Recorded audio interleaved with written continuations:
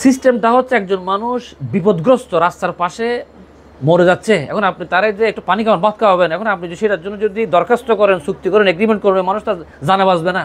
মানুষটাকে আগে জানে বাঁচাইতে হবে। আমরা ওদেরকে খাওয়ানোর জন্য গিয়েছি।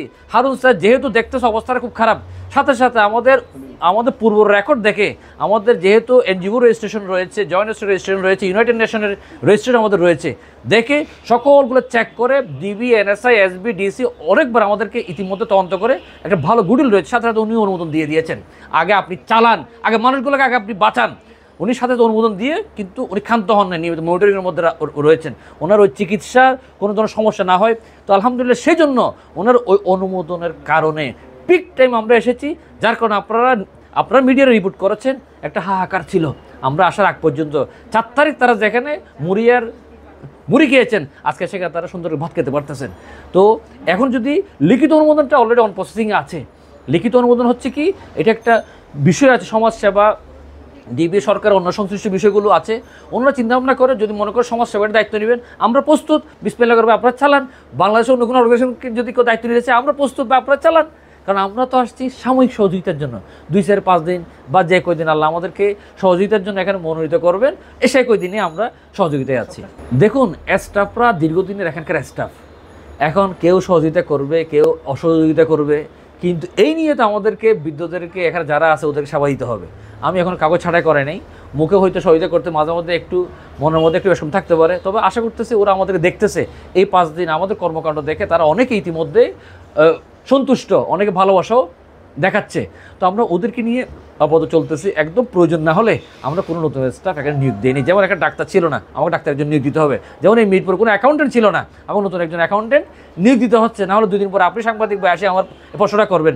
সেজন্য যেখানে যেখানে দরকার সেখানে আমরা 2-1 স্টাফ হয়তো নিয়োগ দিব আর কি। আমি 5 তারিখ থেকে আসার পরে 5 তারিখ থেকে নতুন খাতাতে খরচ বেরো সবগুলো আমরা লিখতেছি। অর্থাৎ আলহাজ শামসুল হক ফাউন্ডেশন সাময়িক সহযোগিতা করতে এসে যা যা করছে তার অ্যাকাউন্টসটা যাতে পরিষ্কার থাকে, বা ডক্টরের কাছে নেওয়া হচ্ছে টোটাল যা যা আমরা আলাদা করে নতুন খাতে সবগুলো আমরা ইতিমধ্যে এন্ট্রি করতেছি। দেখুন, আমরা নতুন কোনো কালেকশন এখন যাইনি। আমাদেরকে 2-1 ডোনার আমাদের যারা আপন আমাদেরকে খুব ভালো জানে, ও আমাদের সাথে দীর্ঘদিনের সম্পর্ক, ওনারা বলেছেন এই চাইল্ড অ্যান্ড ওল্ড এজ কেয়ারের মানুষগুলো যে সহযোগিতাতে আমরা আপাতত দুঃখ প্রকাশ করেছি। এই মুহূর্তে আমরা কোনো টাকা নেইনি কারো কাছ থেকে, কারণ দেখুন আমাদের অনেকগুলো ব্যাঙ্ক অ্যাকাউন্ট রয়েছে ফাউন্ডেশনের, ওনারা বলছে সেখানে দিয়ে বলছে না, একটা অর্গানাইজেশন চালাতে গেলে একটা ব্যাঙ্ক অ্যাকাউন্ট দরকার হয়, আপনি অনুদান নেন বা না নেন। আমরা এটার জন্য যদি স্থায়ী শুরু না হয়, যদি উনি জামিন পাইতে দেরি হয়, তাহলে আমরা এটার জন্য আলাদা একটা ব্যাঙ্ক অ্যাকাউন্ট করব। সেই ব্যাঙ্ক অ্যাকাউন্ট করে ওখানে ট্রানজ্যাকশন হবে, জয়েন্ট সিগনেচারে ওই অ্যাকাউন্টে পরিচালিত হবে। সেই ব্যাঙ্ক অ্যাকাউন্টের হিসাব আপনাদের মিডিয়ার কাছে, সরকারি বেসরকারি সকলের কাছে 1 মাসে 3 মাস একদম উপস্থাপিত হবে, কোথায় কত টাকা আসছে, কত টাকা খরচ হয়েছে। তো নতুন একটা অ্যাকাউন্ট এটার জন্য পরিচালিত। আপাতত ফাউন্ডেশন থেকে আমরা এই যে অর্থ আছে ওইটা দিয়ে আমরা এই সাময়িক কাজগুলো করতেছি আর কি। গতকালকে একটা নতুন কাজ এখানে অ্যাড করেছি। আগে এখান থেকে কোনো রোগীকে বাইরের হসপিটালে চিকিৎসা দিতে ওদের সিস্টেম ছিল না। আমরা গতকালকে একজন বাচ্চার এই চোখের অবস্থা খারাপ দেখে, শরীরের অবস্থা খারাপ দেখে ইনস্ট্যান্ট বারডেম হসপিটালের একজন শিশু বিশেষজ্ঞর অ্যাপয়েন্টমেন্ট নিয়ে ওই শিশু বিশেষজ্ঞকে কালকেই দেখিয়ে এনেছি। অর্থাৎ এই ধারাটা চালু হয়ে গিয়েছে। আগামী শনিবার দিন আরেকজন রোগী এখান থেকে যাবে বারডেম হসপিটালে, উনি যেহেতু মানসিক বিকারগ্রস্ত, ওনাকে ওই সংশ্লিষ্ট প্রফেসর দেখবেন, দেখে ওখান থেকে চিকিৎসাটা নিয়ে তারপর যা যা করণীয় আমরা সেটা করব। আমার এটা প্রথম নয়, আমি তো বাংলার পথে প্রান্তরে ঘুরে বেড়াচ্ছি আজকে অনেক দিন ধরে। হয়তো অত ভিডিও টিডিও বানাইয়া বেশি হয়তো আমরা কম দেখেছেন, হয়তো আপনি দেখেছেন সাতক্ষীরার যে ভাসমান মসজিদ ভাইরাল হয়েছে, সেটা তো হয়তো 2-1 দেখেছেন। সিলেটের ভাসমান পানি বিশুদ্ধকরণ প্রকল্প আলহাজ শামসুল যেটা করেছে বাংলাদেশের প্রথম, হয়তো সেখানে দেখেছেন। কিংবা মিশর থেকে গাজার জন্য যেগুলো কাজগুলো করছে ওখানে আপনি আমাকে দেখেছেন। এটা ছাড়াও আপনি যদি আমার পেজে আরও কিছুদিন ঘুরেন, আধা ঘন্টা সময় দেন, ওই কুড়িগ্রামের প্রত্যন্ত অঞ্চলে বৃদ্ধ মা বাবার সাথে আমার কথাবার্তাগুলো আপনি দেখবেন। সিলেটের হাওড় এলাকার প্রত্যন্ত এলাকার মানুষগুলোর সাথে সেই মাকে যে মা ডেকে আমরা কথা বলছি, সেগুলো আপনি দেখবেন। এই বৃদ্ধ মা বাবার সাথে সেবা দেওয়া আমার এটা প্রথম নয়, এটা আলহামদুলিল্লাহ আল্লাহ তাআলার দয়ে আরও অনেকগুলো সেবার অভিজ্ঞতা রয়েছে। কারণ এগুলো তো আপনারা যেমন যে কোনো বয়স্ক ব্যক্তিকে আন্তরিকভাবে মা বাবা ডাকেন, আমরাও মা বাবা ডাকি। কারণ ওদের যাদের কেউ নাই, ওই ব্যক্তিরা আমার কাছ থেকে যদি মা বাবা চাচা বাবা একটু যে আন্তরিকতা ভালোবাসা পায়, তাহলে সে তো স্বাভাবিকভাবে একটু খুশি হয়ে যাবে। রাস্তার পাশে পড়ে ছিল, সেই মানুষটা আজ দেখতেছে এই মানুষটা ওনাদেরকে আদর করে নিচ্ছে, ওনাদের মনটা এমনি খুশি হয়ে যায়। তো আলহামদুলিল্লাহ, অন্তরে যেহেতু আমাদের একটা সই নিয়ত রয়েছে, একটা ভালোবাসার জন্য চেষ্টা করছি, এই ভালোবাসা দিয়ে অন্যরা সে ভালোবাসাটা খুবই পজিটিভভাবে নিয়েছেন। আপনারা ইতিমধ্যে দেখেছেন রোগীগুলো আমাদের সাথেও খুব সৌহার্দ্যপূর্ণ পরিবেশে ভালোবেসে ওনারা কিন্তু আমাদের কথাগুলো সাড়া দিচ্ছেন আলহামদুলিল্লাহ।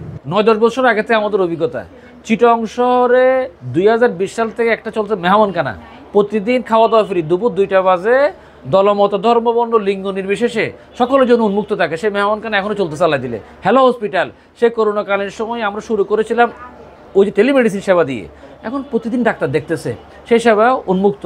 চিটাগাং শহরে আলহাজ ফাউন্ডেশন রয়েছে একটা মুসাফিরখানা, যারা চিকিৎসার জন্য, ভর্তি পরীক্ষার জন্য বা চাকরি ইন্টারভিউ দেওয়ার জন্য যাবে চিটাগাং শহরে, ওরা বিনামূল্যে সেই মুসাফিরখানা থাকা খাওয়া ওদের জন্য ফ্রি।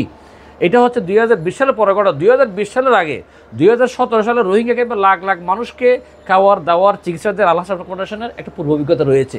তারপর ফিলিস্তিনের আগে আমাদের যেহেতু আরেকটা অর্গানাইজেশন রয়েছে আশ ফাউন্ডেশন ইউএসএ ইনক, আমেরিকাতে যেটা রেজিস্টার সংস্থা, ওইটার আমি সভাপতি প্রেসিডেন্ট।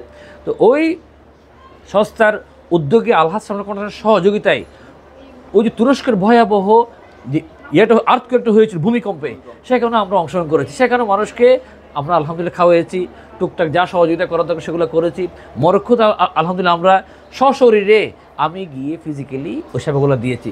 মাঠ পর্যায়ের ক্ষুদ্র কিছু অভিজ্ঞতা আমাদের আলহামদুলিল্লাহ রয়েছে। এই সকল অভিজ্ঞতা, অর্জিত অভিজ্ঞতা আমাদের সকল যারা ডোনার রয়েছে সকলের আন্তরিকতা, ভালোবাসা, দেশের বিদেশের যারা ডোনার পার্টনার রয়েছে এই আন্তরিকতা, ভালোবাসা সবগুলো এখন চাইল্ড ওল্ড এজ কেয়ারের জন্য নিবেদিত ইনশাআল্লাহ।